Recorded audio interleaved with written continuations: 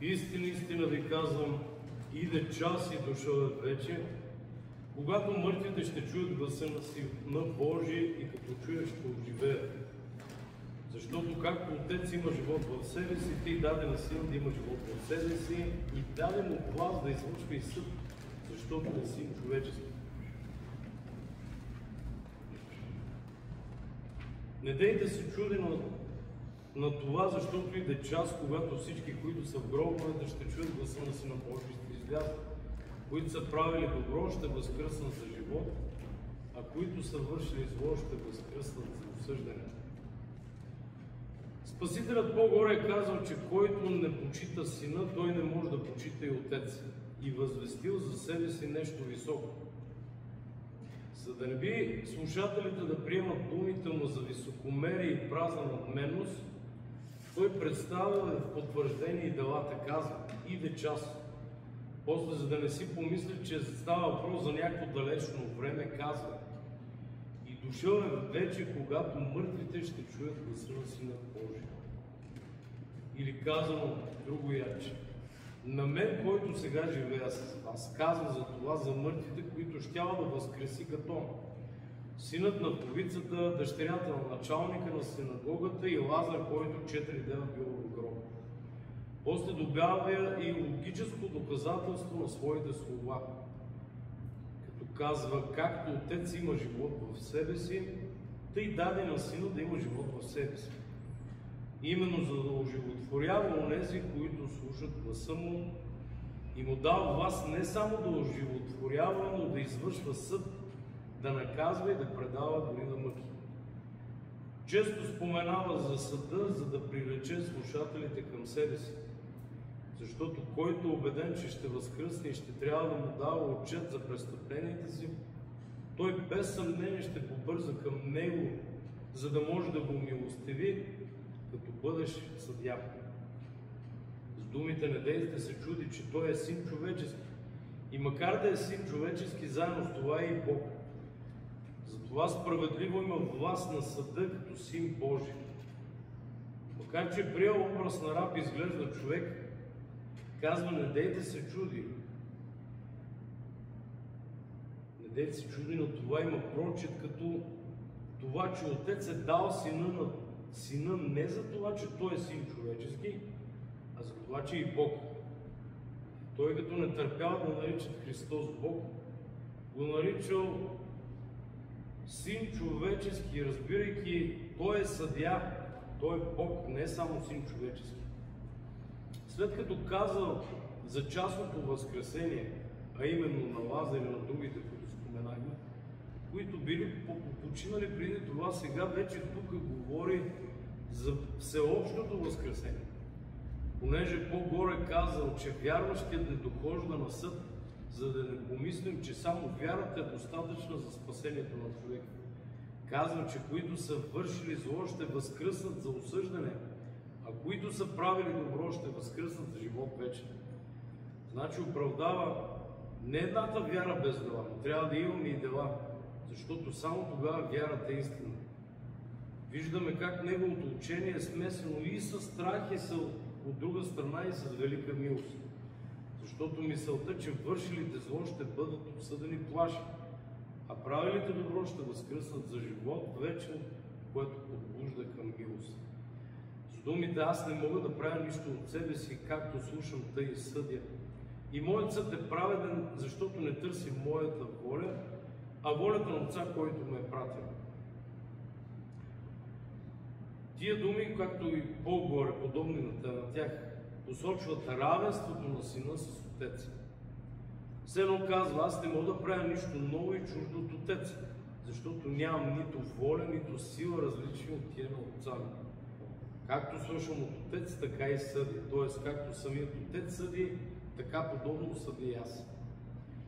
Казва това, както ние често посочваме, за да покаже липсата на разлика и в делата, и в словата, и в съда.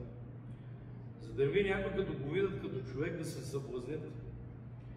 Макар че и сам Давид, псалмопевеца, казва в 115 псалом: всеки човек е лъжа. И затова Затова казва по-напред: не дейте се чуди на това, че аз съм син човечески. И сега продължавам: моят съд е праведен, защото аз съдя така, както слушам от моя Отец, който съм.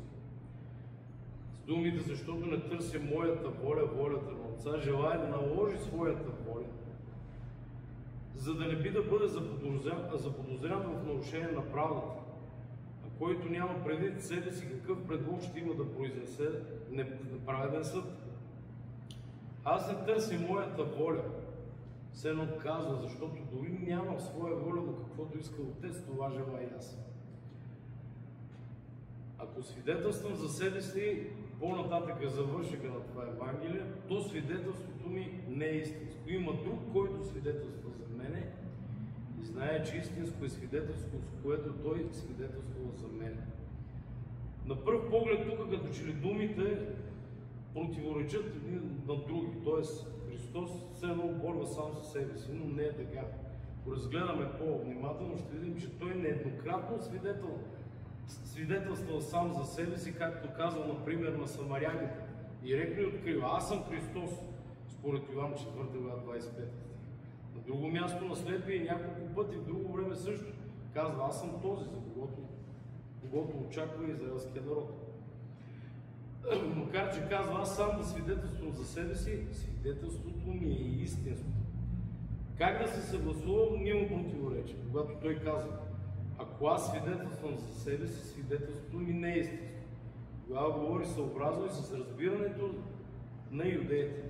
Може би те възнамеряват да му казват: ти сам свидетелстваш за себе си, а свидетелството за самия себе си никога не заслужава доверие.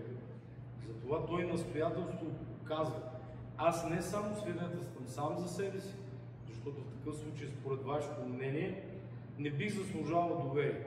Но има друг, който свидетелства за мене, и именно Йоан, когато казва: макар аз само да свидетелствам за себе си, свидетелството ми е истинско. Тук казва така поради отстъпчивост.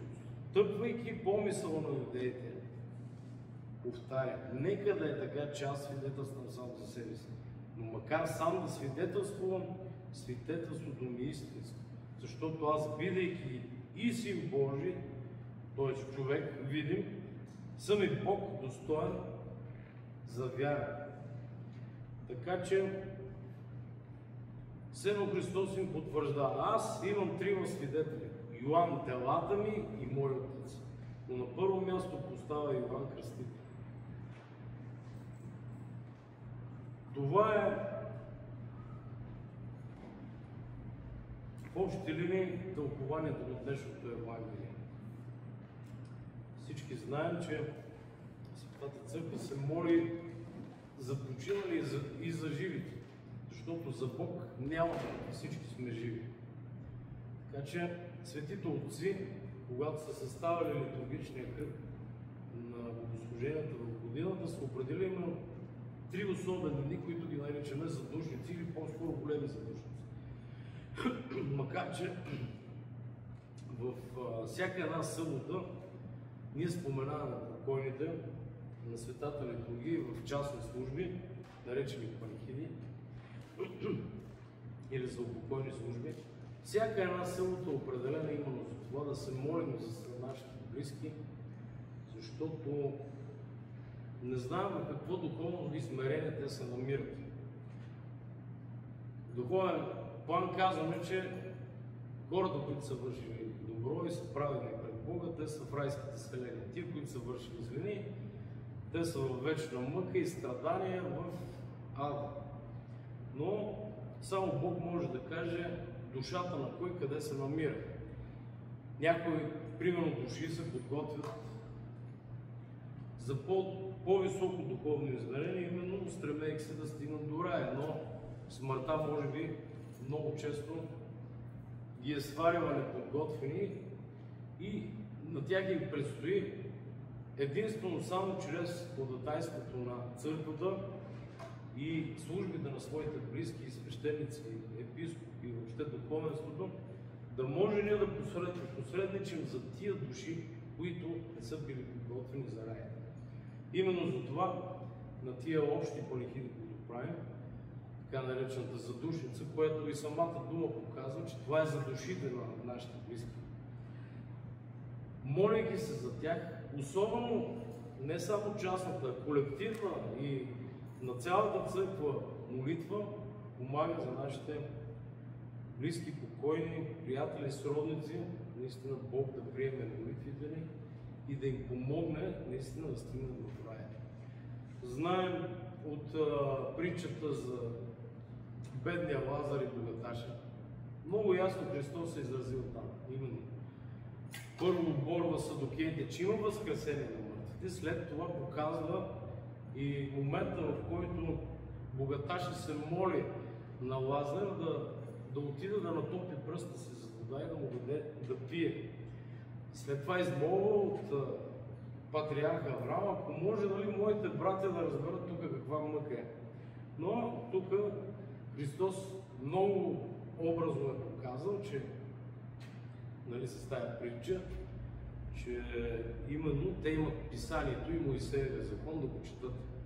Именно затова и нашето правилно разбиране и тълкуване на свещените писания, особено Новия Завет, Деяния апостолски и прочее, дават съвършената информация и начина, по който ние да помогнем на душите си, на нас като живи клетки на църквата и на нашите починали, които може по един или друг начин, чрез молитва, колективна част, но още повече общата молитва да ни помогне наистина да достигнат в духовната и висша радост, както казва светия апостол Павел, да видят Бога лице в лице, т.е. да видят Неговата слава.